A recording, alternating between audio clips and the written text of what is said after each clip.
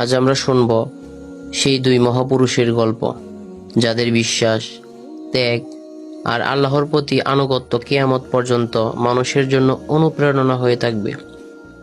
নবী ইব্রাহিম আলাইসাল্লাম এবং তার প্রিয় পুত্র ইসমাইল আলাইসাল্লাম, তাদের জীবনের প্রতিটি অধ্যায় যেন আল্লাহর প্রতি আত্মসমর্পণের এক অমর নিদর্শন। আসুন ডুবে যায় ইতিহাসের পাতায়। ইব্রাহিম আলাইসাল্লাম জন্মেছিলেন এক মূর্তি পূজার সমাজে। তার বাবা আজার নিজেই ছিলেন মূর্তি নির্মাতা, কিন্তু ছোটবেলা থেকেই ইব্রাহিম আলাইসাল্লাম প্রশ্ন করতেন, এই পাথরের মূর্তিগুলো কি কাউকে উপকার বা অপকার করতে পারে?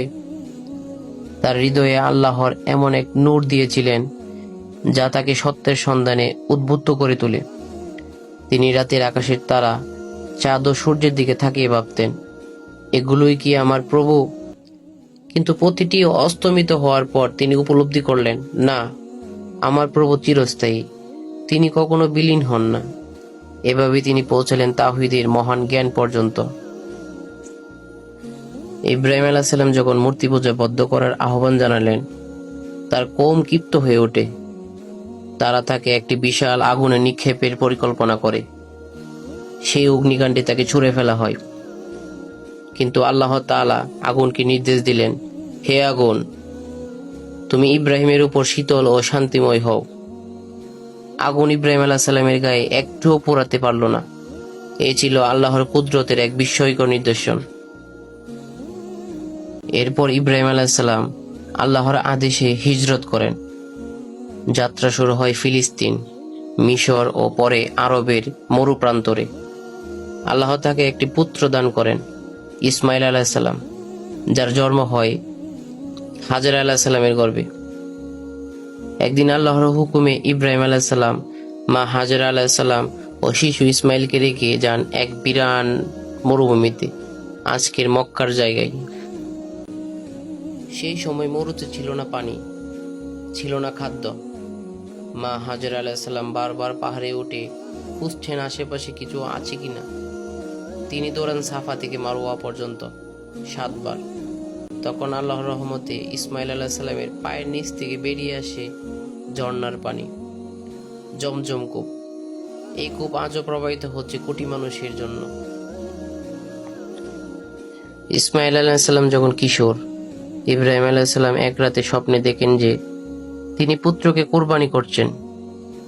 নবীর স্বপ্ন কখনো মিথ্যা হয় না। এটি ছিল আল্লাহর পক্ষ থেকে এক পরীক্ষা।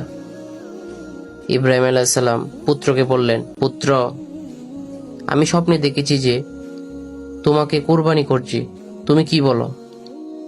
ইসমাইল আলাইহিস সালাম বিনা দ্বিধায় বললেন, হে পিতা, আপনি যা আদেশ পেয়েছেন তাই করুন, ইনশাআল্লাহ। আমি ধৈর্যশীলদের একজন হব। দুজন যখন আল্লাহর আদেশ পালনের জন্য প্রস্তুত হলেন, তখন আল্লাহ তাআলা বলে উঠলেন, হে ইব্রাহিম, তুমি তোমার স্বপ্ন সত্য করে দেখিয়েছ। একটি জান্নাতি দুম্বা দিয়ে দেওয়া হলো কুরবানির জন্য, আর ইসমাইল আলাইহিস সালাম বেঁচে যান।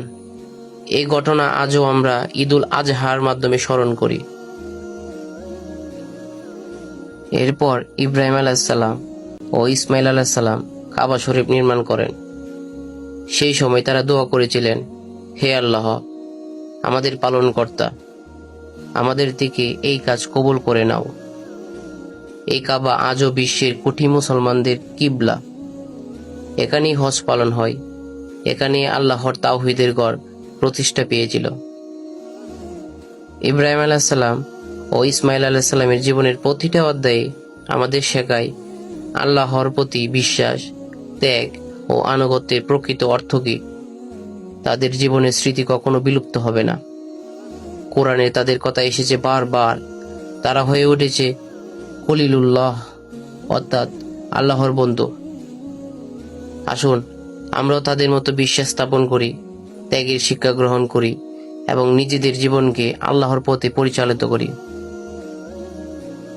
আপনাদের ভালো লেগে থাকলে ভিডিওটি শেয়ার করুন, সাবস্ক্রাইব করুন এবং ইসলামিক ইতিহাসে আরও ভিডিও পেতে আমাদের সাথে থাকুন। আল্লাহ হাফেজ।